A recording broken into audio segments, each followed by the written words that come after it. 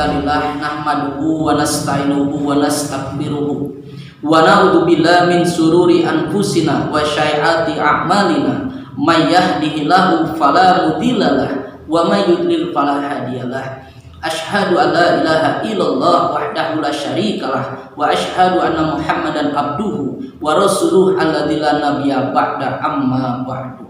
Qala Allahu ta'ala fil Qur'anil Hakim, a'udzu billahi minasyaitonir rajim. Walau syaa rabbuka la ja'alan nasa ummatan wahidatan ayah. Hadirin ikhwatul iman rahimakumullah, pada kesempatan ini kami akan membahas tentang hikmah di balik perbedaan mazhab. Sebagaimana yang kita ketahui, permasalahan mazhab merupakan permasalahan yang klasik.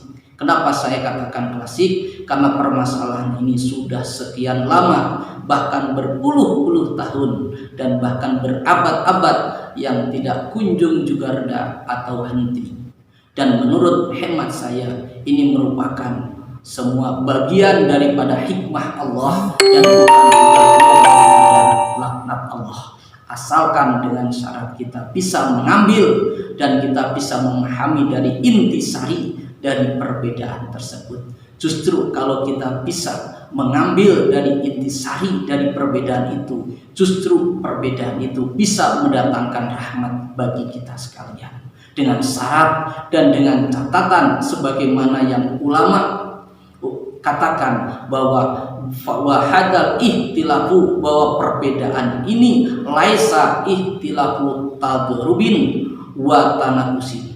Justru kata ulama yang menjadikan syarat bahwa perbedaan itu bukan perbedaan yang sifatnya tadrub, perbedaan yang saling menjadikan permusuhan, wa tanakus, dan bukan perbedaan yang saling menjatuhkan, bal huwa ihtilafu tanawuin, dan justru itu perbedaan yang justru menjadikan kita saling mencari kebenaran, perbedaan yang kita menjadikan saling meluruskan. Kalau demikian, jelas perbedaan itu merupakan bagian daripada rahmat.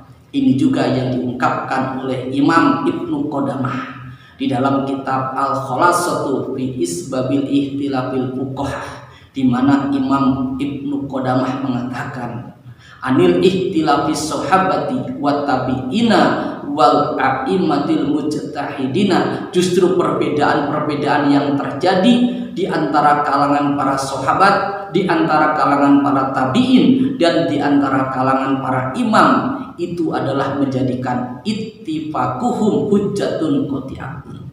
Kalaulah mereka itu bersepakat dalam satu pendapat, maka kesepakatan itu menjadikan hujah yang pasti. Artinya kalau ada orang yang sudah menentang atau menyalahi dari kesepakatan para sahabat atau kesepakatan para tabi'in dan para imam tersebut, maka orang tersebut itu sudah dolun, artinya sesat. Tapi dibalik itu wa ihtilafuhum, kalaulah para sahabat itu berselisih, para tabi'in berselisih, para imam berselisih, itu adalah rahmatun wasiatun, itu adalah rahmat yang luas. Artinya ketika terjadi perselisihan di para sahabat dan para tabi'in, para imam, justru ketika ada orang yang meluruskannya, maka orang itu datang membawa yang namanya rahmat atau hikmah. Ini sebagaimana yang disandarkan pada hadis Rasulullah Sallallahu Alaihi Wasallam, ma yasurruni anna sahabi Rasulillahi Sallallahu Alaihi Wasallam lam yahtalifu. Sabda Rasulullah SAW, tidak ada yang bisa membuatku gembira bahwasanya sahabat itu tidak berselisih. Tapi ketika sahabat itu tidak berselisih, maka inilah Rasul merasa gembira. Tapi li'anahum walau lam yahtalifu lam yakun lana ruhsatun. Akan tetapi yang dimaksud Rasulullah, jika para sahabat itu tidak berselisih, atau sekalipun sahabat itu tidak berselisih, lam yakun lana rusatun, tidak akan datang kepada kami yang namanya rusuh.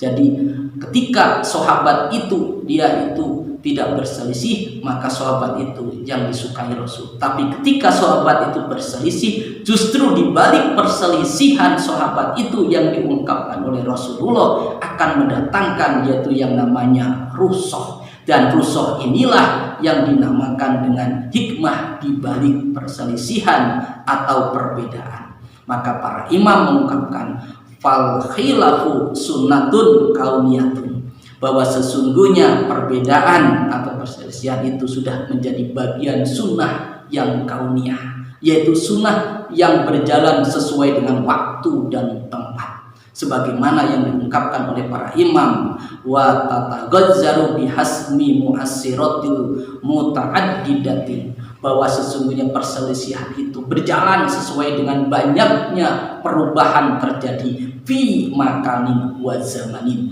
pada makan dan tempat. Oleh karena itu, perselisihan atau perbedaan merupakan bisa menjadikan hikmah kalau kita mau memahami dari intisari perbedaan tersebut. Dan yang seterusnya, perselisihan atau perbedaan itu pun juga bisa menjadikan hikmatul ilahiyah, yaitu hikmah ilahiyah. Apa? Hikmah yang sudah ditentukan oleh Allah Subhanahu wa taala, atau hikmah yang memang sudah diinginkan oleh Allah Subhanahu wa taala. Sebagaimana Allah berfirman dalam Al-Qur'an, walau syaa rabbuka laja'alan nasa ummatan wahidatan. Kalaulah Allah menghendaki yaitu umat yang satu, pasti Allah mampu untuk melaksanakan. Tapi Allah tidak.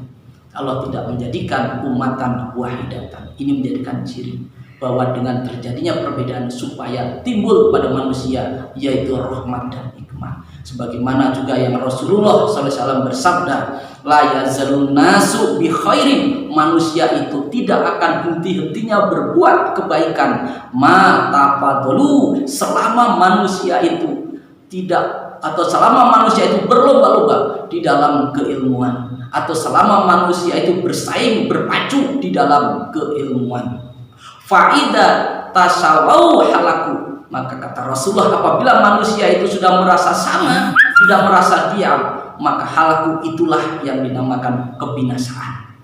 Yakni yang dimaksud oleh Rasulullah, la yazaluna bi khairin, bahwa manusia itu selamanya akan berada di dalam kebaikan, maka nabihim ahlul fadlin, selama ada di sisinya yaitu orang-orang yang berilmu, wassolahin, dan selama ada orang yang soleh, wa khaufin minallah, dan juga ada di dekatnya itu orang yang takut kepada Allah, yulja'u ilaihim inda syada'idi, maka berlindunglah kamu kepada mereka inda syada'idin, karena di samping mereka itu ada kekuatan yang luar biasa. Wa yustasqa bi asyarihim, dan jadikanlah obat dengan nasihat-nasihat mereka, atau mintalah obat terhadap nasihat-nasihat mereka. Wa yutabaruk bi du'aihim, dan mintalah berkah dengan doa-doa mereka, yaitu doa-doa siapa? Doa-doa orang yang ahli ilmu, doa-doa orang yang soleh, doa-doa orang yang takut kepada Allah. Wa yukhadu bi takwimihim wa asyarihim, dan jadikanlah contoh dengan keistiqomahan mereka, dan juga jadikanlah contoh dengan budi pekerti mereka. Inilah yang menjadikan syarat bahwa apa? Ketika mereka itu terjadi perbedaan, justru ini yang akan menimbulkan mereka itu tafadhalu, kata Rasulullah, apa? Untuk saling mengejar dan berpacu di dalam ilmu. Dan ciri kebinasaan itu ketika mereka itu diam, tidak mau untuk berpacu dan saling berlomba-lomba di dalam ilmu. Maka dengan perbedaan itulah diharapkan, dengan perbedaan bisa menimbulkan orang itu saling berpacu dan berlomba-lomba untuk saling mencari ilmu.